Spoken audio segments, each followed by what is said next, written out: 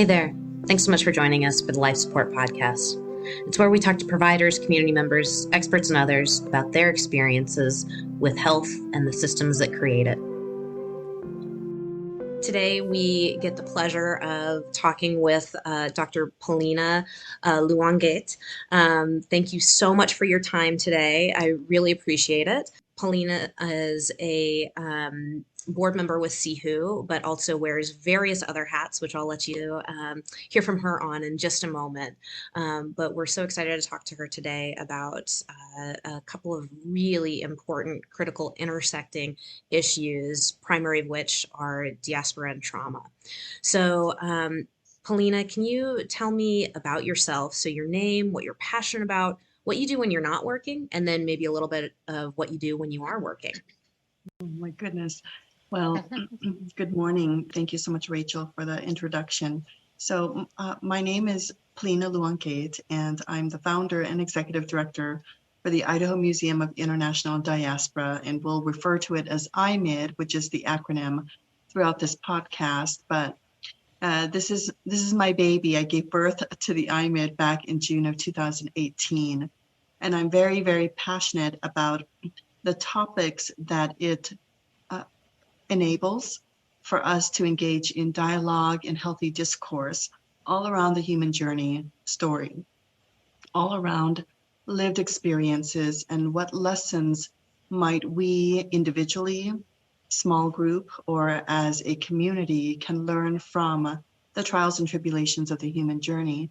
And my hope for sharing stories, which is one of my passion areas, is leveraging stories to connect the mind and the heart and heal the community. And so with that, I had this vision for this creative platform, a museum, if you will, but a different kind of museum that connects the communities through the stories to the cultures from around the world. So in a nutshell, that's my passion. All around exchanging dialogue, all around helping folks, helping people, helping communities understanding each other, because when we open dialogue and open communication, magic happens, right? So when I'm not working, I'm either cooking, which I'm so passionate about. We'll talk about that later, I hope. And I also sew. So I make a lot of my own clothes, design and make them. I do wear multiple hats, like you said, and they include not only serving as the founder and executive director of the IMID, but also serving as the bureau chief for the Bureau of Equity and Strategic Partnerships within the Division of Public Health of the Idaho Department of Health and Welfare. And there are 5 distinct programs under that, but it's all in the context of equity. And again, how can the diverse communities, what are their needs? What are their interests? And how can we better service them by being with them and hearing them and listening to them? So again, understanding their stories. And then I also teach at Boise State. Somehow this semester I'm teaching 6 courses. So it's just really taking a lot of my day and my week and my month. But it is a joy of mine because back to storytelling, I do incorporate case studies that have stories within them because we learn best. We remember when we're able to connect philosophical, theoretical ideologies to an actual event, whether it's personalized or whether it's more broadly in context of what has happened in society. But I draw upon those stories and lessons learned and share it with my students.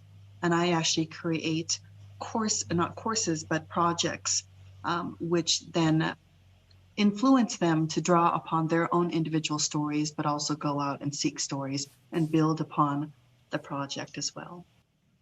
Nice. That is a lot of hats. Yeah. You must design hats in your clothing too. That's why. I was gonna say the next time I'm in Boise, I would love to try your food. I'm a big foodie, so I would be. If you're inviting, I'm willing. Just by nature of knowing each other, you're automatically invited. Nice, love it. So you talked a lot about storytelling. So what role does storytelling play in diaspora, really? Can you go into that a little bit more? Yes, yes. Yes, Jen, such an important question. Huge, huge, profound role in diaspora, right? When I think about stories, and particularly diasporas, I think about them in three buckets: past, current, and future. Survival, resiliency, and renewal is another way of looking at it, right? So there's a lot of things going on in here to get an individual from a state of chaos to a state of, okay, I think I have a grasp on what's happening on the issue, and how do I um, minimize the tension or the anxiety or the chaos that had happened in the past, and how do I go forward? And so storytelling is profound in that it allows us to share that burden of responsibility, that burden of the weight of the world on your shoulders. And it takes a certain percentage of that and shifts it to a member or the entire audience. And when you can do that, then it's almost as if this is the community or the audience is helping to pull you out of wherever you're at in that state of human journey, from survival to resiliency to becoming a renewed individual. And then the cycle repeats itself, right? So to be able to capture a myriad of stories, human journey stories for diasporas and within the IMID, is what it's all about. Things that have happened in the past, we simply can't change. You don't want to change it, right? Because it's almost as if we are lessening the human journey of that individual or that group. We want to harness everything that has happened and hopefully do good with that story. Share it forward for the diasporas especially, because they have a remarkable journey that we all should learn from. And diasporas, and let me define diaspora really quickly. So for the IMID, we define it as the involuntary displacement of peoples, plural, from their origin homelands. And for the IMID, in broader context, homelands or homes. So we have our refugees, we have our immigrants, but we also have human trafficked victims, adoptees, homeless community members, veterans who somehow are wandering because they have post-traumatic stress and they're not able to maintain stability. And so they've lost their jobs or their homes or their families. And so they've been displaced by virtue of chaos and the trauma that has happened in their lives. So storytelling for the diasporas is special because everybody's story is special and unique, and there's no competition. It's not like we're one-upping each other here.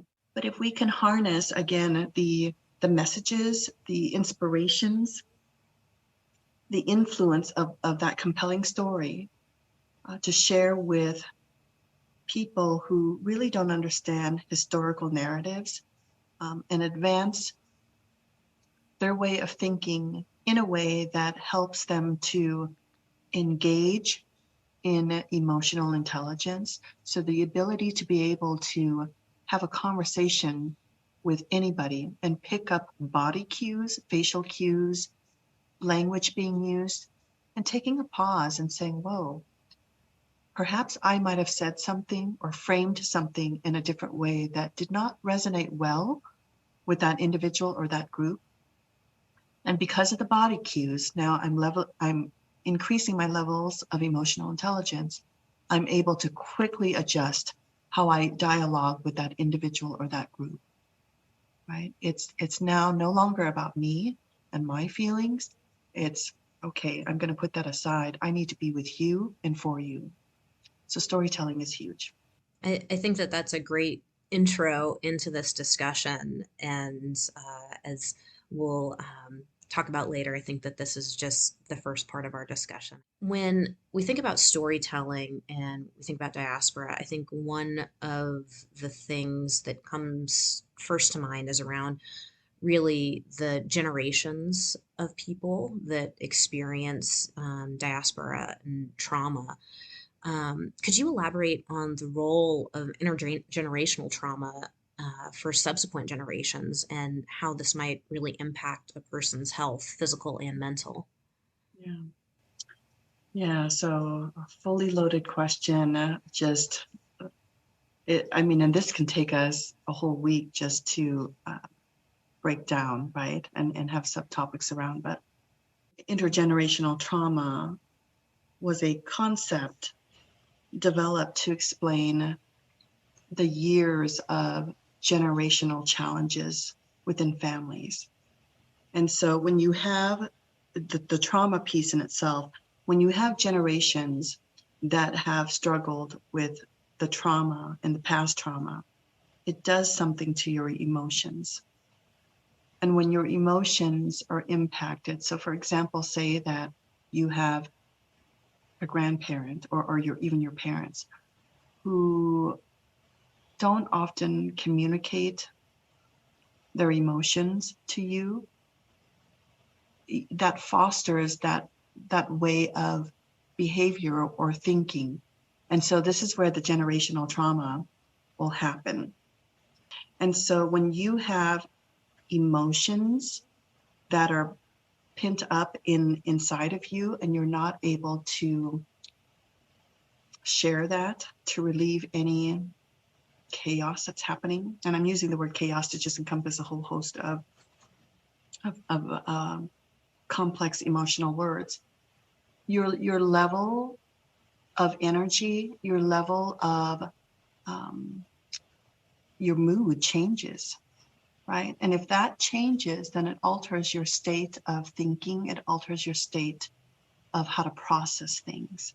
And so this is how it impacts you physically, not physically, but mentally. And then physically, you might see a child or an individual of whatever age just being quiet, being reserved. We might stereotype them as being an introvert when there's a lot of stuff going on inside.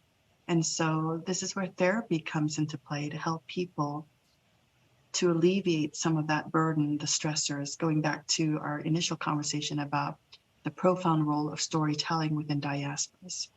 So the bigger question that we want to ask is, how do we break this cycle? How do we help the individual break this cycle? And then you take that individual and then imagine how that might impact the community. If everybody's in that state and you have a small community, say rural Idaho, what will that do? That's super helpful. And I think that again we could have, like you said, this is a novel, right, that you could really elaborate on. So I think we'll have future discussions about that, but really tying that back to the idea of storytelling, right? Because you hear these stories of people who say, I had no idea that my grandparents went through, were in a concentration camp or were displaced. I thought that they just came here and I didn't know their story, right? And then when you start hearing those stories and how it's not a universal balm, but how it can really transform people's narratives about their family, about their culture, about their community, and about themselves. So I love how you kind of paint that picture of connection. On the broader scale, can you talk a little bit about what role sociopolitical factors and cultural narratives really play into the trauma from diaspora? Mm-hmm. Yeah. And again, huge roles for both of those contexts. So these are factors that are beyond an individual's sphere of influence to get that chaos moving forward or to get out of a person's way of thinking and processing things. And so living in chaos initially, that has forced an individual or family to flee. So that's past. And then in the current is almost like this uncertainty of, where do I go? Which direction do I want to go? Do I want to remain in the chaos? because sociopolitical factors or cultural narratives are kind of keeping me here. But now I'm in a different society. I've gone from perhaps maybe an origin country where the chaos has happened to now the host country where the system's designed, where the system is designed in a way to foster this perpetuation of trauma. So, but I'm a capable human being and I want to move forward. So how do I do this when this anchor is so strong, the sociopolitical factor and the cultural narrative or the religious narrative pulling me back? How do I move from that state of being to going forward? And that is this renewed way of living and taking control of my own human journey and being the model for my generations to come, for my community, to let them know that there is a light at the end of the tunnel. And so with sociopolitical factors, and you know this, we have infrastructures set up that kind of keep you where you're supposed to be at. And sometimes for some people, especially if they're struggling, that's a comfortable place to be. And what I mean by that is they're familiar with that. They don't know or have not experienced anything else but that.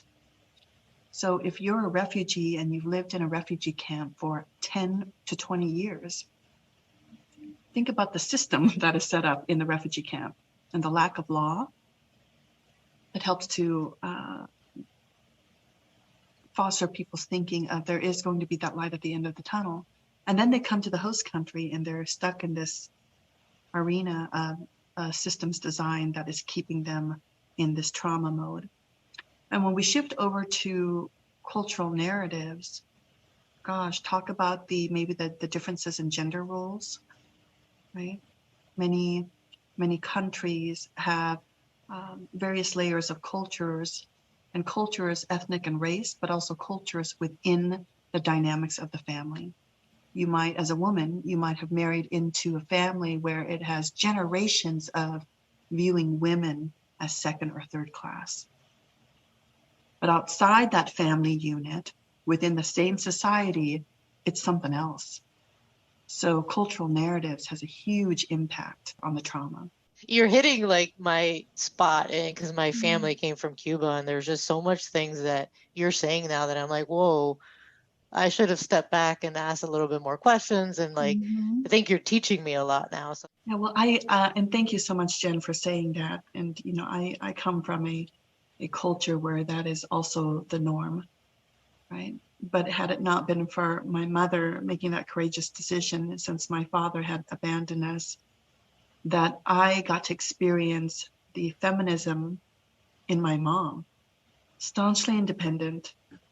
And there's nothing that we can't do because you need to survive. And if you don't do it, you're going to die.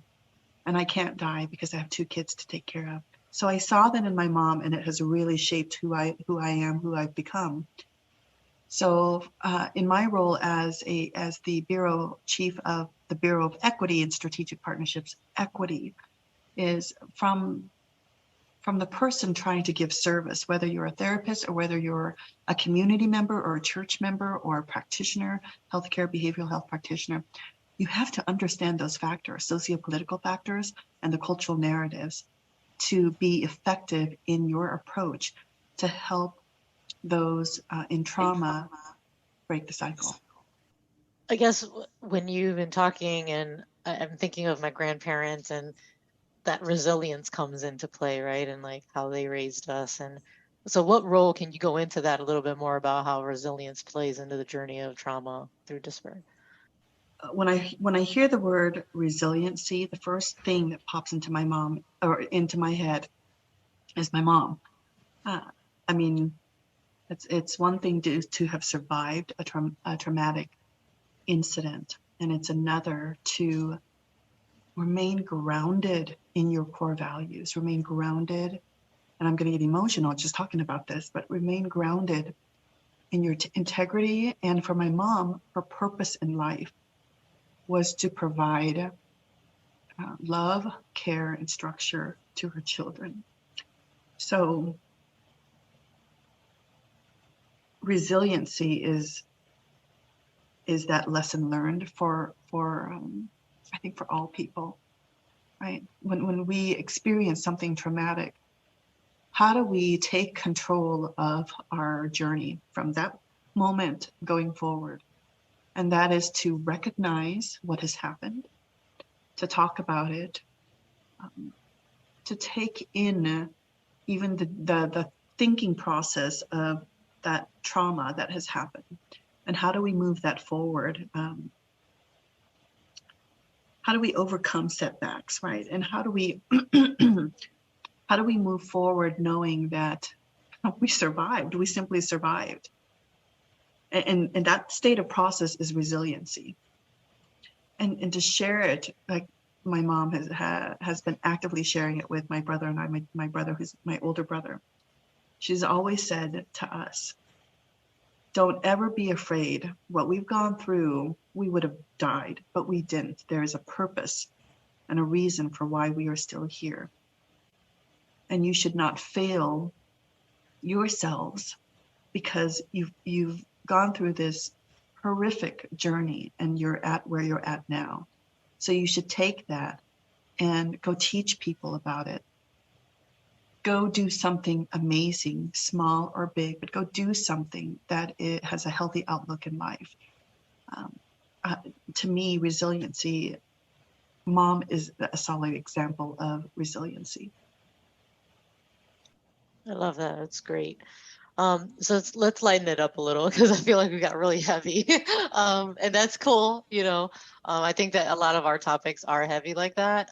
So let's loop into IMID right now real quick. You guys do a lot of unique things there. You highlight struggles and triumphs of culture and communities. What is one of your favorite initiatives or exhibits and why? Easy. Food. There you go. And Yes. more food. I love it. Why?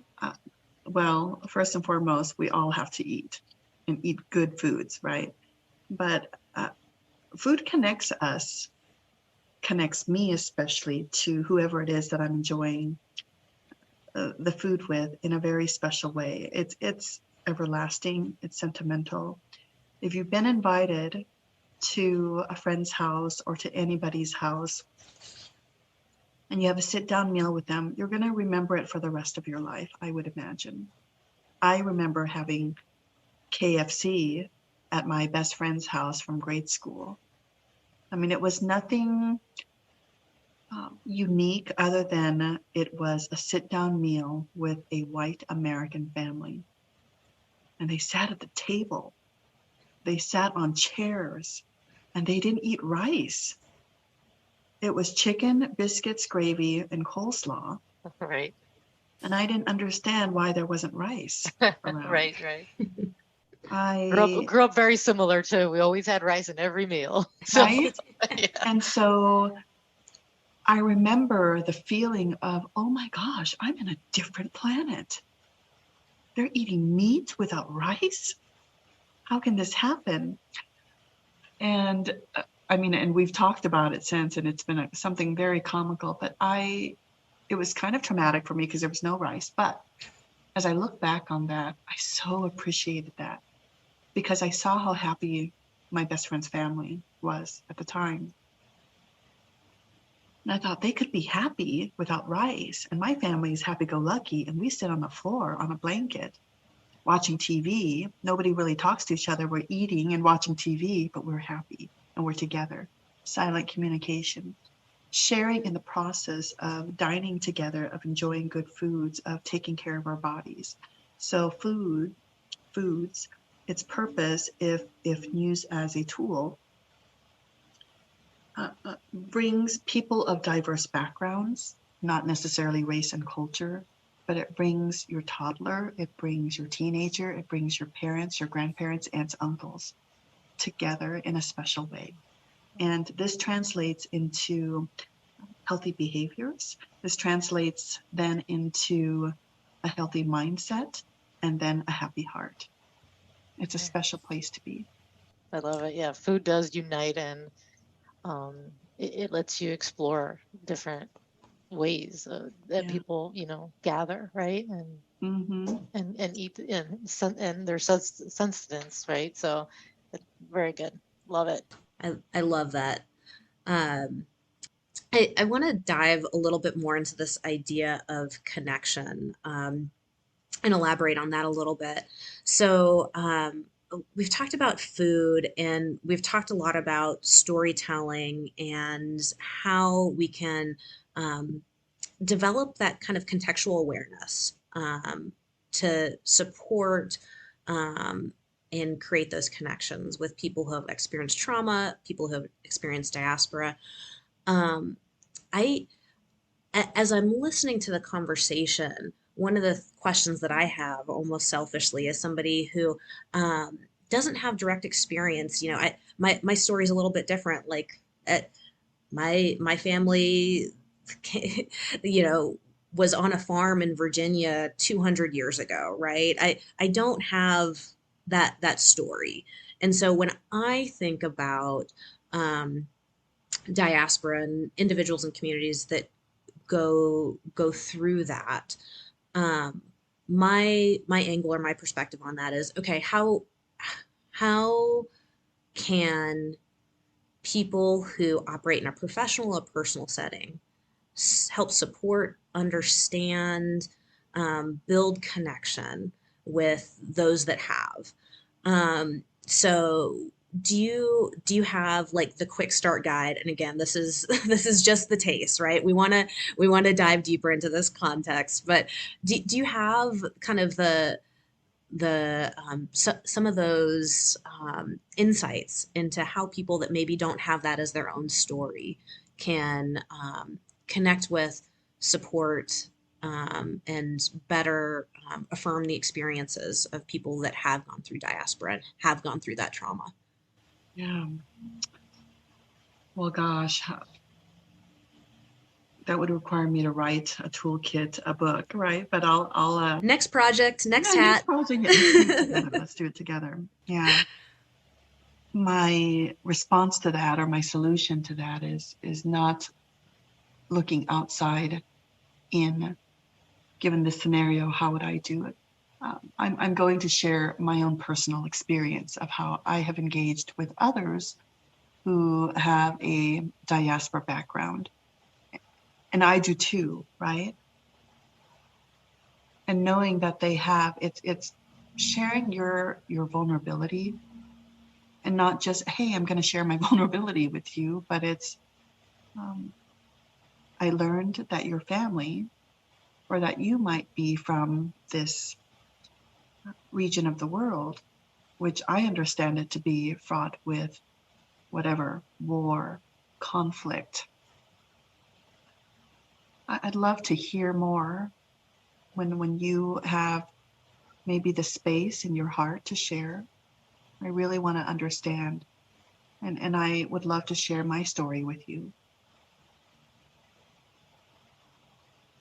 And just even that bit of dialogue helps to all of a sudden open the one door to let you in. I've been part of groups whose cultures plural, don't really empower women to speak up and be vocal. Not at all, right? But somehow I was able to be part of that circle of dialogue among the men from that culture. I could be of a different race, and that's why they're able to connect, but I don't think so, because some of the conversations that we had were quite intimate about their struggles. These are men of this particular culture who do not show their vulnerable sides, who do not talk to a woman unless you're their mom. But to approach the dialogue, the opportunity, you have to be invited into the conversation, but to approach it with utmost respect, right? I think helps to open up that conversation door. I talked about my brother's journey more so than my journey. And it wasn't until the end that, several occasions actually, and I go, Palina, well, what about you? We want to hear about you. We've seen you or heard about you in the community, and you're very inspiring. Just to even hear that word, I'm like, okay, wow. They think that I'm someone special, and I'm part of this dialogue, and I could foster relationships, friendships, and this connectedness across cultures. And I can help connect them or whomever to this group of opening and sharing dialogue storytelling. I really appreciate you sharing that perspective kind of on both sides, right? What I hear is walk in with open ears and open heart first, build relationship, build trust. Don't necessarily come in with an agenda, but come in with as much awareness as you can about context in those discussions, and that'll really help build. Is that fair? Mm-hmm. Yes, absolutely. Thank you for summarizing it so succinctly, Rachel. I talked earlier about emotional intelligence, our ability to pick up cues. This is where emotional intelligence has to be highly activated. Mm-hmm. But also, you need to elevate cultural intelligence as well. Mm-hmm. And cultural, not necessarily the race and ethnic, but this could be, let's say you are a 25-year-old supervisor of a 57-year-old refugee from Cambodia. You're female, your staff is male, right? How do you come into that conversation? Is it, hey, can I talk to you? Or is it, I'm going to make up a name, Mike, right? Mike, I just saw a documentary about Southeast Asia conflict, and I know you're from Southeast Asia, from Cambodia. I would very much appreciate an opportunity to sit down, maybe over coffee, and learn about your background. Would you grant me that time? Mm-hmm. Right? Mm-hmm. Instead of, Yeah. hey, let's talk and we can whatever. And you said this, Rachel. You are disconnected from the story of your ancestors who came. And let me tell you, during that time, it was potent, it was raw, it was a whole mix of emotions. To leave your origin country behind and resettle in a new environment, not knowing. Not knowing is pretty scary. But your version of the story is they came, they did this, they did that, but you don't know the history. But if you did, I think it might change who and how you communicate, because there's that layer of you're like connected now more so than ever before. Mm-hmm. Automatically, you have a natural layer of elevated emotional and cultural intelligence. Just the fact that you are very in tune with your ancestors' history and their stories of survival and resiliency and renewal, which has enabled you to be successful and be where you're at now. I would encourage you to seek and explore the true story in the raw realities of your ancestors. I now just made a mental note that I'm going to call my grandmother this weekend and set aside some time where my husband can watch the kids and just listen to her. So thank you. It makes me a little bit emotional just thinking about that's probably going to be meaningful for her too. Can you tell us a little bit more about your personal journey and the ways in which that really informs the work that you do? Because it sounds like that's incredibly powerful for you and what you do, and then also a really important way for you to connect with others. It's a journey for sure. And I have multiple journeys, not just the one.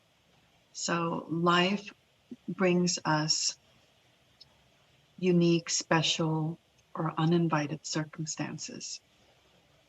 And I draw energy, I draw support from not just from my family, but from my network of friends, from my community.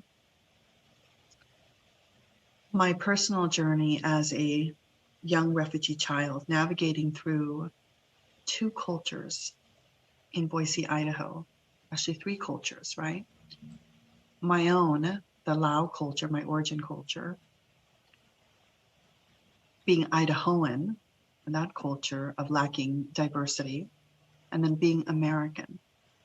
Let me tell you, that confuses the heck out of a child. I was confused with learning about all things DEI back then, before it was even framed the way that it is now. But navigating through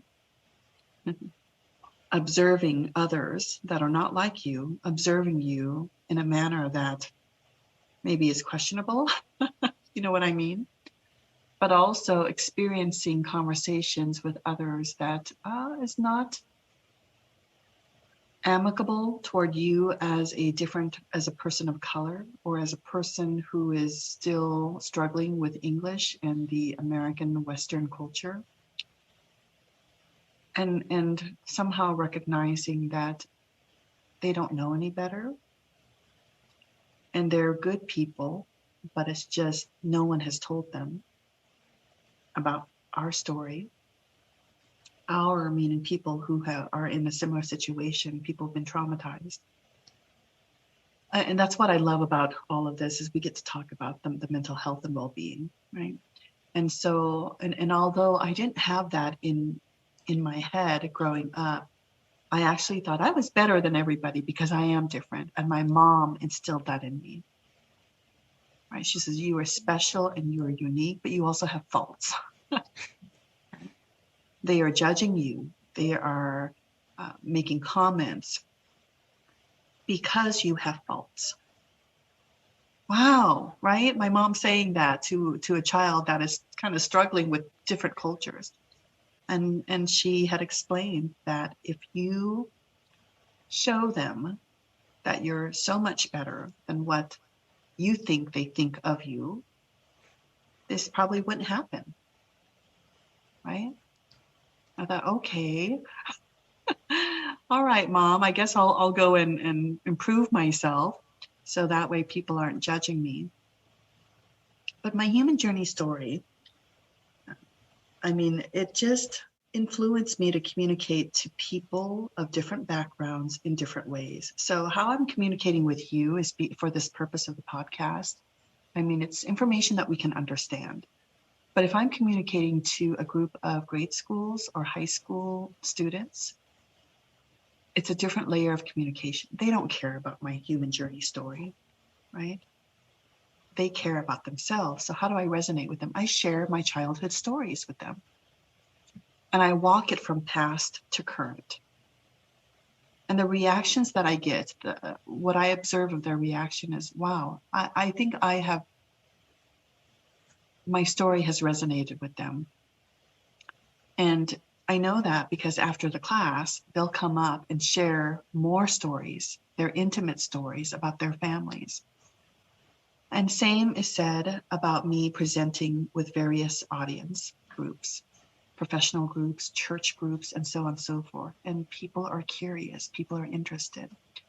And again, this is why I'm so passionate about storytelling and the powerful influence of storytelling is if we can get people to come out and share their stories, even with strangers. But there's that automatic level of trust because you have my attention or I have your attention.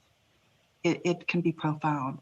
And so having lived through different experiences and scenarios of storytelling, whether it's me telling the story or others telling me their stories, we have something special, and that is the IMID, right? Packaging these stories as a force to do good. Packaging these stories in a way that we are preserving the integrity of these stories. Rachel, you're going to talk with your grandmother.